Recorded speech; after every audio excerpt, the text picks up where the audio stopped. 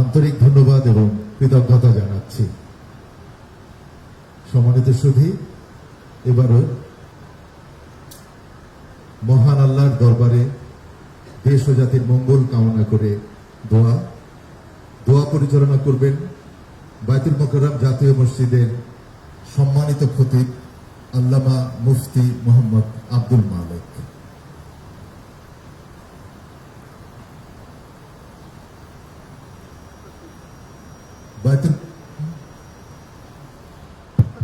বায়তুল মোকাররম জাতীয় মসজিদের সম্মানিত খতিব আল্লামা মুফতি মোহাম্মদ আব্দুল মালেককে দোয়া পরিচালনার জন্য বিনীতভাবে অনুরোধ করছি।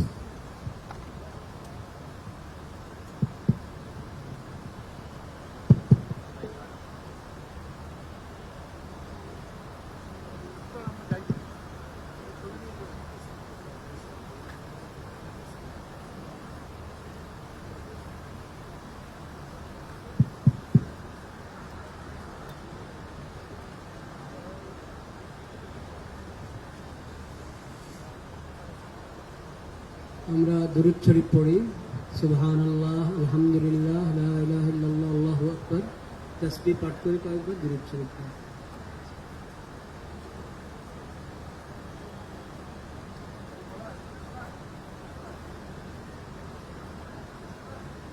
আলহামদুলিল্লাহি রাব্বিল আলামিন ওয়াসসালাতু ওয়াসসালামু আলা সাইয়্যিদিল মুরসালিন ওয়া আলা আলিহি ওয়া সাহবিহি আজমাইন। বাংলাদেশে জাতির পিতা বলে কিছু থাকা যাবে না। আগে যারা ছিল তাদের জাতির পিতা ছিল শেখ মুজিবুর রহমান। আপনারা আসবেন, আপনারা এসে বলবেন জাতির পিতা জিয়াউর রহমান, এটা চলবে না।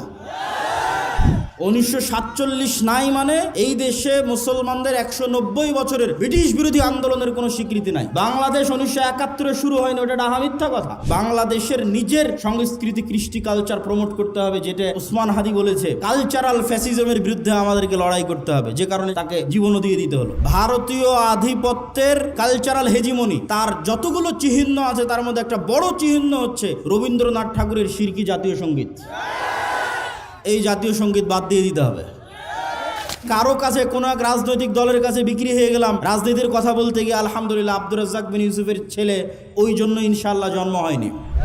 আল্লাহ যদি আমাকে কবুল করে তো আমাকে দিয়ে বাংলাদেশে পূর্ণাঙ্গ বিপ্লবের যদি আল্লাহ সুবহানাহু ওয়া তাআলা কবুল করে করুক, আর আল্লাহ সুবহানাহু ওয়া তাআলা যদি কবুল না করে তো আমার জায়গা থেকে এই দাওয়াতের মধ্যেই সীমাবদ্ধ। আগামী 50 বছর পর বাংলাদেশে এরকম যুবক তৈরি হবে যারা ইসলামী বিপ্লব, পূর্ণাঙ্গ ইসলামী বিপ্লব করবেই করবে।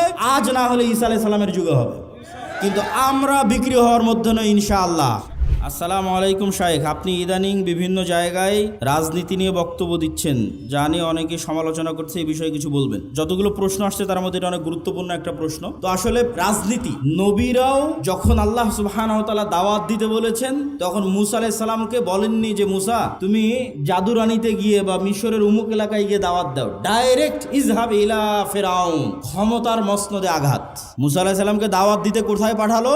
ইজহাব ইলা ফেরাউনের কাছে গিয়ে দাওয়াত দাও, মানে ডাইরেক্ট ক্ষমতার মসনদে যে আছে ওকে দাওয়াত দাও। ইব্রাহিম আলাইহিস সালাতু ওয়াস সালামকে কোথায় পাঠালো? ডাইরেক্ট নমরুদ। তো নবীরা যারা পৃথিবীতে এসেছেন তারা জয়লাভ করুক অথবা না করুক, তাদের দাওয়াতের যে মানহাজ ছিল, এই দাওয়াতের মানহাজের একটা পার্ট অবশ্যই যারা সমাজের দায়িত্ব পালন করতেছে, যারা রাষ্ট্র এবং দেশ চালাচ্ছে, তাদের কাছে আপনাকে দাওয়াত দিতেই হবে। এটা নবীদের রাজনীতি। এবং এই দাওয়াতটা যদি নিঃস্বার্থ হয়, ওই যে লবিং, লিয়াজু, ঠিক আছে, আমার দুনিয়াবি কোনো স্বার্থ, আমাকে এটা দেন, আমাকে এটা দেন, এরকম দুনিয়াবি স্বার্থে যদি দাওয়াত হয়, ওই দাওয়াতে কোনোদিন বিপ্লব তৈরি হবে না। ওই দাওয়াতে কোনোদিন কি তৈরি হবে না? বিপ্লব তৈরি হবে না। আজকে যেহেতু প্রশ্ন করেছে এই জন্য বলেই দিচ্ছি, এই যে তারেক রহমান সাহেব এসেছে ইংল্যান্ডে, তার সাথে আমার দেখা হয়েছিল অন্তত 30 থেকে 40 মিনিট ফেস টু ফেস তার সাথে আমি কথা বলেছি। আমি তার সাথে কথাই শুরু করেছিলাম এটা দিয়ে যে আজকে আমি এখানে আসার আগ পর্যন্ত যতজন আপনার কাছে এসেছে এরা দুনিয়াবি স্বার্থ নিয়ে আসবে, আর আমি আজকে এখান থেকে চলে যাওয়ার পরও হাজারো মানুষ আপনার সাথে দেখা করতে আসবে, দুনিয়ার স্বার্থে আসবে। কারো একটা সিট দরকার, কারো একটা আসন দরকার, কারো একটা পদ দরকার, কত কি দরকার। কিন্তু আমি আব্দুল্লাহ বিন আব্দুর রাজ্জাক এসেছি 4টা কথা বলবো বাংলাদেশের স্বার্থে। যদি করতে পারেন বাংলাদেশের উপকার হবে। এবং এই যে চারটা কথা আমি ওনাকে বলেছিলাম, ওইটার পক্ষেই আমরা ন্যারেটিভ তৈরি করার চেষ্টা করি, যেটাই বাংলাদেশ। ওনাকে বলেছিলাম, ১ নাম্বার, মুসলমানেরা যে ১৯০ বছর ব্রিটিশ বিরোধী সংগ্রাম করলে আর স্বীকৃতি কোথায়? ১৭৯৭ সালের ২৩শে জুন থেকে ১৯৪৭-এর ১৪ বা ১৫ আগস্ট পর্যন্ত ১৯০ বছর ভারতের মুসলমানেরা ঠিকই, ভারতের হিন্দু এবং মুসলমানেরা সবাই যে ব্রিটিশ বিরোধী আন্দোলন করেছে তার স্বীকৃতি আছে। পাকিস্তানের মুসলমানেরা যে ব্রিটিশ বিরোধী আন্দোলন করেছে তার স্বীকৃতি আছে। তো বাংলাদেশের মুসলমানেরা কি করেনি? তিতুমির কে তাহলে? হাজী শরীয়তুল্লাহ কে তাহলে? এখানে যে ব্রিটিশ বিরোধী ১৮৫৭-তে যে হাজার হাজার মুসলমান জীবন দিল তাদের স্বীকৃতি কই? অতএব ১৯৪৭-এর রাষ্ট্রীয় স্বীকৃতি দিতেই হবে। ১৯৪৭ নাই মানে এই দেশে মুসলমানদের ১৯০ বছরের ব্রিটিশ বিরোধী আন্দোলনের কোনো স্বীকৃতি নাই। বাংলাদেশ ১৯৭১-এ শুরু হয়নি, ওটা ডাহা মিথ্যা কথা। ৭১ বাংলাদেশের একটা পার্ট, কিন্তু বাংলাদেশের শুরু অনেক আগে। ওর ধারাবাহিকতায় আপনাকে আসতে হবে, তার একটা পার্ট ৪৭। এটা একটা ওনাকে বলেছি। আর একটা ওনাকে বলেছি, বাঙালি জাতীয়তাবাদের নামে বাংলাদেশে হিন্দুয়ানি জাতীয়তাবাদ, হিন্দুত্ববাদী জাতীয়তাবাদ এবং হিন্দুয়ানি কৃষ্টি কালচার কলকাতার দাদাবাবুদের বাঙালি জাতীয়তাবাদের নামে ঢুকানো হয়। এই বাঙালি জাতীয়তাবাদের নামে হিন্দুত্ববাদী কৃষ্টি কালচারের মূলোৎপাটন করতে হবে। বাংলাদেশের নিজের সংস্কৃতি কৃষ্টি কালচার প্রমোট করতে হবে, যেটা ওসমান হাদি বলেছে যে কালচারাল ফ্যাসিজমের বিরুদ্ধে আমাদেরকে লড়াই করতে হবে, যে কারণে তাকে জীবনও দিয়ে দিতে হলো। ৩ নাম্বার বলেছি, বাংলাদেশে জাতির পিতা বলে কিছু থাকা যাবে না। আগে যারা ছিল তাদের জাতির পিতা ছিল শেখ মুজিবুর রহমান। আপনারা আসবেন, আপনারা এসে বলবেন জাতির পিতা জিয়াউর রহমান, এটা চলবে না।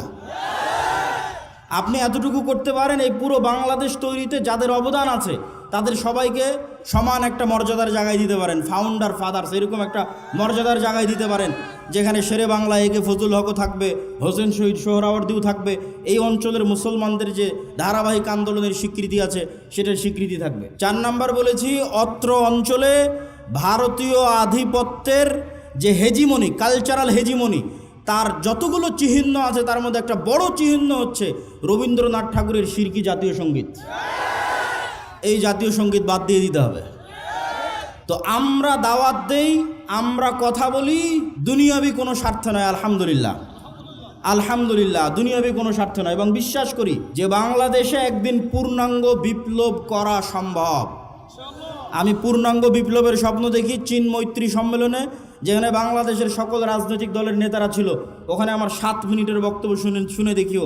আমি পূর্ণাঙ্গ বিপ্লবের ডাক দিয়েছি, তাতে 30 বছর লাগুক, 50 বছর লাগুক, কিন্তু বাংলাদেশে সম্ভব। কেন সম্ভব? যদি সম্ভব না হতো আমি বলতাম না। বাংলাদেশে কয়েকটা কারণে সম্ভব। বাংলাদেশের 90% মানুষের ভাষা বাংলা, বাংলাদেশের 90% মানুষের ধর্ম ইসলাম। যদি এরকম হতো চিটাগাংয়ের ভাষা হিন্দি, রাজশাহীর ভাষা বাংলা, ঠাকুরগাঁয়ের ভাষা পাঞ্জাবি, আর সিলেটের ভাষা হচ্ছে এই কী বলে ওর নাম, আর একটা ভাষা ধরলাম গুজরাতি অথবা ধরলাম বিহারি, তাহলে আমি বলতাম না বাংলাদেশে বিপ্লব সম্ভব নয়। আবার যদি দেখতাম না এখানে অর্ধেক পাঠান বাস করে, অর্ধেক পাঞ্জাবি বাস করে, অর্ধেক উমুক বাস করে না, তাহলে আমি বলতাম এখানে বিপ্লব সম্ভব নয়। আবার যদি দেখতাম এখানে 50% মানুষ হিন্দু, 50% মানুষ এখানে খ্রিস্টান, বিপ্লব সম্ভব নয়। বাংলাদেশে যে কোনো একটা আদর্শের উপর বিপ্লব খুবই সম্ভব, কেননা এখানে 90% মানুষের ভাষা বাংলা, বলে বাংলা, লেখে বাংলা, সংস্কৃতি বাংলা।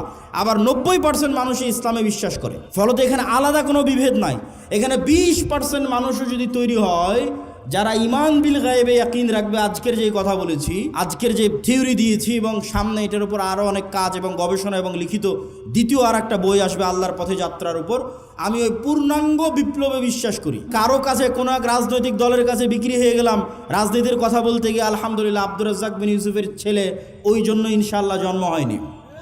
আব্দুর রাজ্জাক বিন ইউসুফ ওই বক্তাও নয়, বড় থেকে বড় নেতার ঘরে যখন প্রবেশ করেছে ছবি মূর্তি থেকেছে, যত বড় মন্ত্রী হোক, যত বড় মিনিস্টার হোক, আব্দুর রাজ্জাক বিন ইউসুফ দাঁড়িয়ে বলে যে ছবি মূর্তি সরাতে হবে, না হলে ঢুকবে না। অথচ বহু বক্তা ওই ঘরেই বসে আছে। মানে দুনিয়ার স্বার্থের কাছে বিক্রি হওয়া বক্তা আব্দুর রাজ্জাক বিন ইউসুফ নয়। তো আমিও যদি কোনোদিন মনে করি দুনিয়ার স্বার্থের কাছে বিক্রি হয়ে যাচ্ছি, তো বক্তব্য দেওয়াই বন্ধ করে দেবো, দাওয়াত দেওয়াই বন্ধ করে দেবো। কিন্তু আব্দুর রাজ্জাক বিন ইউসুফ যে আমানতের, ন্যায়পরায়ণতার এবং যে বিশ্বাসের একটা মানদণ্ড নির্ধারণ করে গেছে, ওইটার সাথে ইনশাল্লাহ খেয়ানত করব না। আল্লাহ যদি আমাকে কবুল করে, তো আমাকে দিয়ে বাংলাদেশে পূর্ণাঙ্গ বিপ্লবের যদি আল্লাহ সুবহানাহু ওয়া তাআলা কবুল করে, করুক। আর আল্লাহ সুবহানাহু ওয়া তাআলা যদি কবুল না করে, তো তো আমার জায়গা থেকে এই দাওয়াতের মধ্যেই সীমাবদ্ধ। আগামী 50 বছর পর বাংলাদেশে এরকম যুবক তৈরি হবে যারা ইসলামী বিপ্লব, পূর্ণাঙ্গ ইসলামী বিপ্লব করবেই করবে, আজ না হলে ঈসা আলাইহিস সালামের যুগে হবে। কিন্তু আমরা বিক্রি হওয়ার মধ্যে নই ইনশাআল্লাহ। আর ওইভাবে আমাদেরকে আমার মা এবং বাবা বড়ও করেনি আলহামদুলিল্লাহ। দুনিয়ার কারো কাছে কোনো কিছুর জন্য মুখাপেক্ষী নয় আলহামদুলিল্লাহ। আল্লাহ সুবহানাহু ওয়া তাআলা যেন এইটার উপর ঈমান পর্যন্ত, মৃত্যু পর্যন্ত থাকার তৌফিক দান করে, আল্লাহুম্মা আমিন। আসসালামু আলাইকুম ওয়া রাহমাতুল্লাহি ওয়া বারাকাতুহু। সুবহানাহু ওয়া তাআলা কোরআন মাজিদে বলেন, মা কুনতা তাদরি মাল কিতাব ওয়ালাল ঈমান ওয়ালাকিন জাআলনাহু নূরান নাহদি বিহি মান নাশা। হে আল্লাহর নবী, আপনি জানতেন না ঈমান কাকে বলে, কিতাব কাকে বলে, তবে আমি আল্লাহ এটাকে নূর বানিয়ে দিয়েছি। এই নূর দিয়ে আমি যাকে ইচ্ছা তাকে পথ দেখাই। আর ইসলাম নূর, ইউরিদুনা লিইউতফিউ নূরাল্লাহ ওয়াল্লাহু মুতিম্মু নূরিহি ওয়ালাউ কারিহাল কাফিরুন। পৃথিবীর কাফের মুশরিকরা ফু দিয়ে আমার নূরকে নিভিয়ে দিতে চায়, আর আমি আল্লাহ আমার নূরকে সমগ্র পৃথিবীতে প্রতিষ্ঠিত করবই করব। কাফের মুশরিকরা অপছন্দ করলেও সেই নূর হচ্ছে ইসলাম। আল্লাহু মুতিম্মু নূরিহি, আল্লাহ তার নূরকে পূর্ণতা দান করবেন তথা জমিনে প্রতিষ্ঠিত করে ছাড়বেন তার নূরকে। তাহলে কি কি গেল? ফেরেশতা নূরের তৈরি, কোরআন নূর, ইসলাম নূর। এবার 4 নাম্বার, আমার এবং আপনার সৎ আমল নূর তৈরি করে। আমার এবং আপনার সৎ আমল নূর তৈরি করে। আল্লাহ সুবহানাহু ওয়া তাআলা কোরআন মাজিদে বলছেন, ইয়াউমা তারাল মুমিনিনা ওয়াল মুমিনাত নূরুহুম ইয়াসআ বাইনা আইদিহিম ওয়া বিআইমানিহিম। কঠিন কিয়ামতের মাঠে মুমিনেরা এবং মুমিনারা দুনিয়াতে যত নূর জমা করেছিল আমলের মাধ্যমে, প্রত্যেকটা সৎ আমল নূর। 2টা শর্ত পেলেই আমল সৎ। আল্লাহ কোরআনে বলেনি যে বেশি আমল করতে হবে, যে ওই জান্নাতে যাবে যে বেশি আমল করেছে। আল্লাহ বারবার বলেছে আমানু ওয়া আমিলুস সালিহাত। ঈমান বিল গায়েবে, গায়েবে ঈমান আছে, গায়েবের উপর ইয়াকিন আছে, আর আমিলুস সালিহাত সৎ আমল করেছে। সৎ আমল নূর তৈরি করে। তো সৎ আমল 2 শর্তে নূর তৈরি করে, তখন এটা সৎ আমল হয়। 1, যদি হৃদয়ে ইখলাস থাকে, তাহলে ইখলাস পাওয়া মাত্রই নূর তৈরি হওয়া শুরু হয়ে যায়।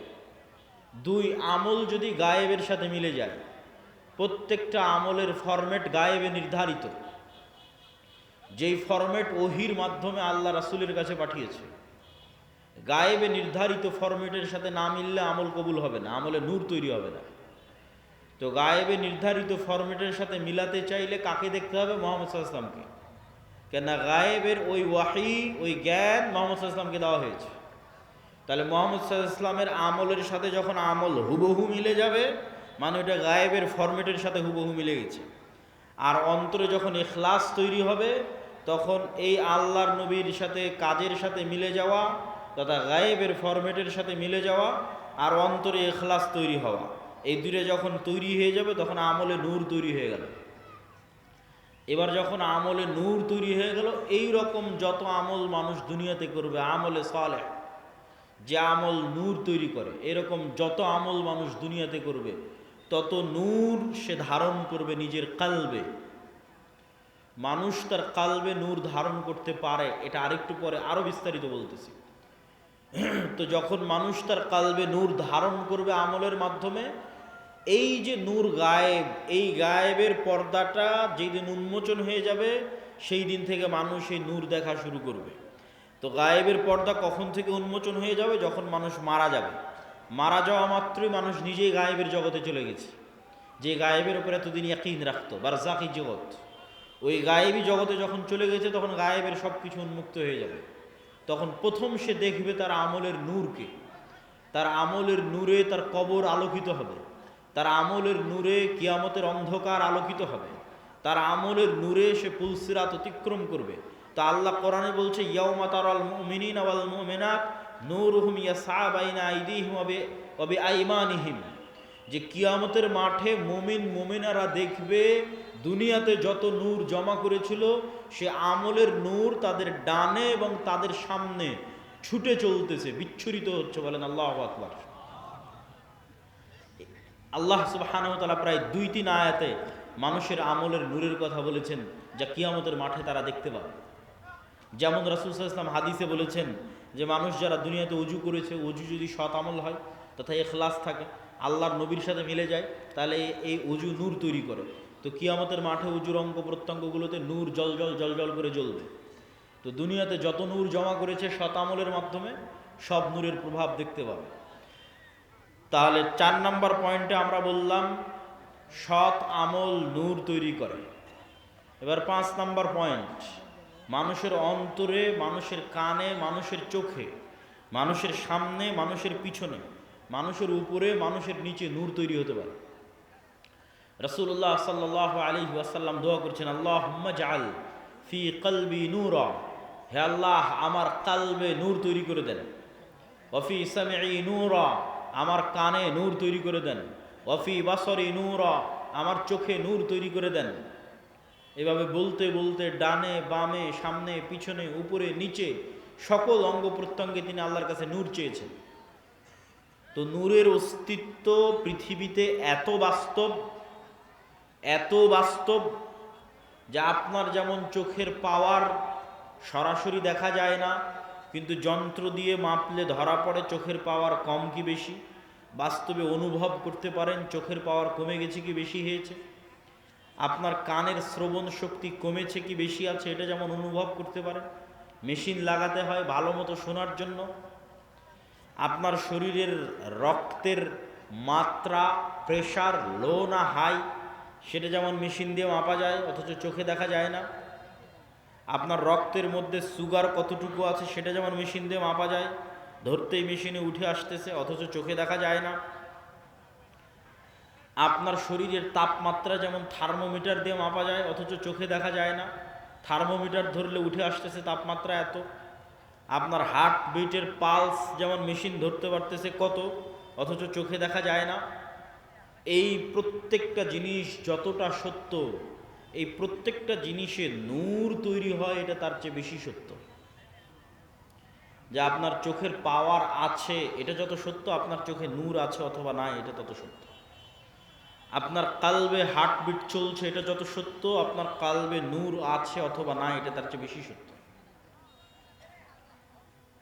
আজকে এখানে যতজন উপস্থিত হয়েছেন, এখন উপস্থিত আছেন, তাদের কালবে ন্যূনতম নূর আছে দেখে আপনি এখানে উপস্থিত হয়েছেন। ন্যূনতম নূর আছে দেখে উপস্থিত হয়েছে। আর কার কালবে নূর নাই, একটুকু নাই।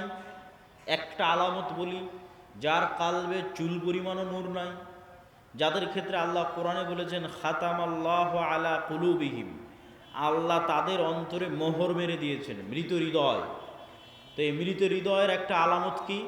যেমন কেউ যদি পরপর 3 জুমার সালাত পরিত্যাগ করে, তো রাসূল সাল্লাল্লাহু আলাইহি ওয়াসাল্লাম বলেছেন আল্লাহ ওর অন্তরে মোহর মেরে দেয়, তথা ওই অন্তরে নূর নাই, শেষ, মৃত হৃদয়। চলছে হার্টবিট কিন্তু পশুর মতো, চলছে রক্তনালী কিন্তু পশুর মতো, তথা আর জীবিত সে নাই, কেননা তার কাল্ব জীবিত নাই, তার কাল্ব মারা গেছে, নূর নাই। নূর না থাকলে কাল্ব মৃত্যুবরণ করে। সম্মানিত উপস্থিতি, তাহলে আমরা কয়েক পয়েন্টে আপনাদের সামনে তুলে ধরলাম যে নূর পৃথিবীতে অস্তিত্বশীল, বিরাজমান, মানুষের কালবে, চোখে, কানে তৈরি হতে পারে। কোরআন নূর, ইসলাম নূর, ফেরেশতারা নূরের তৈরি, এবং মানুষের সৎ আমল নূর তৈরি করে। এবং নূর তৈরি করতে করতে আমল আসমানের দিকে উঠতে থাকে। ইলাইহি ইয়ারফাউল কালিমুত তাইয়্যিব ইয়াসআদুল কালিমুত তাইয়্যিব, সৎ কথা, সৎ বাক্য আল্লাহর দিকে উঠে যেতে থাকে, উপরের দিকে উঠে যেতে থাকে। এবং ইবনুল কাইয়্যিম রাহিমাহুল্লাহ বলছেন মানুষের রূহ নূরুন লাতীফ, মানুষের রূহ হচ্ছে এক প্রকারের সূক্ষ্ম নূর। এই জন্য রূহ দেখা যায় না, কেননা নূর অদৃশ্য, তো রূহ অদৃশ্য। কিন্তু মানুষের আত্মপরিচয় রূহের উপর নির্ভর করে। মানুষকে যদি পুনরায়ও মানুষের শরীরের সকল কিছু যদি কাজে লাগানো যায় আর যদি রূহ না দেওয়া যায় তাহলে আত্মপরিচয় ফিরে আসবে না। যেমন আইনস্টাইনের ব্রেন যদি কপি করা যায়, ইমাম বুখারীর ব্রেন যদি কপি করা যায়, বিজ্ঞান যদি এই লেভেলে পৌঁছে যায়, কিন্তু ইমাম বুখারী, আইনস্টাইন, নিউটন ওরা ফিরে আসবে না, ওদের আত্মপরিচয় ফিরে আসবে না। কেন? আত্মপরিচয় নির্ভর করে রুহের উপর। নূরুন লতিফ, ইয়াসআলুনাকা আনির রূহ কুলির রূহ মিন আমরি রব্বি। মানুষজন জিজ্ঞেস করে, বলে রূহ কি? আপনি বলে দিন রূহ আল্লাহর আদেশ। আল্লাহ যখন চান প্রতি রাতে এই রূহকে উঠিয়ে নেন। যাদের আল্লাহ মৃত্যু দিতে চান তাদের রূহকে তার কাছে আটকে রেখে দেন, এরা সকালবেলা মৃত অবস্থায় উঠে। আর যাদের আল্লাহ সুবহানাহু ওয়া তাআলা বাঁচিয়ে রাখতে চান এদের রূহকে আবার ফেরত দিয়ে দেন। এই জন্য সকালবেলা এরা জীবিত অবস্থায় উঠে। এই জন্য দোয়ার মধ্যে বলা হয়েছে আল্লাহুম্মা বিইসমিকা আমুতু, হে আল্লাহ তোমার নামে আমি মারা যাচ্ছি। কেননা তখন রুহের কাজ শেষ হয়ে যায়। রুহের কাজ দেখা, রুহের কাজ শোনা, রুহের কাজ চিন্তা করা, রুহের কাজ বোঝা। বাকি শরীরের হার্টবিট, রক্ত সঞ্চালন এগুলো তো চলছেই, কিন্তু দেখা, শোনা, চিন্তা, গবেষণা যখন বন্ধ হয়ে যায় তখন রুহের কাজ শেষ। এই জন্য যখন মানুষ ঘুমিয়ে যায় তখন রুহের আর কোনো কাজ থাকে না, তখন রুহ উড়াল দেয়। আল্লাহ সুবহানাহু ওয়া তাআলা তার কাছে নিয়ে নেন রুহকে। কোরআনের আয়াতে আল্লাহ সুবহানাহু ওয়া তাআলা বলছেন। এবং সকালবেলা যখন ঘুম থেকে উঠে তখনও দোয়ার মধ্যে শিখিয়ে দেওয়া আছে যে প্রশংসা ওই আল্লাহর যিনি আমাদেরকে পুনরায় জীবিত করেছে মৃত্যু দেওয়ার পর। তাহলে মৃত্যু দিল কখন? ঘুমই মৃত্যু। এবং প্রত্যেকটা লেভেলে পরবর্তী লেভেলের আলামত আছে। প্রত্যেক লেভেলে পরবর্তী লেভেলের আলামত আছে। এখন আমরা কোন লেভেলে আছি? এখন আছি দুনিয়ার লেভেলে। এই দুনিয়াতে বসে থেকেই বারজাখী জীবন কেমন হবে তার আলামত দেওয়া আছে, যে পরের জগৎটা কেমন হবে তুমি দুনিয়াতে বেঁচে থাকতেই বুঝে নাও। এবার যখন বারজাখী জগতে চলে যাবেন তখন ওখানে আলামত দেওয়া হবে যে কিয়ামতের পরের জগৎ কেমন হবে তুমি এখান থেকে বুঝে নাও। বারজাখী জগৎ থেকে হালকা হালকা বুঝতে পারবে, কেননা জান্নাতের সাথে দরজা খুলে দেওয়া হবে। কারো দরজা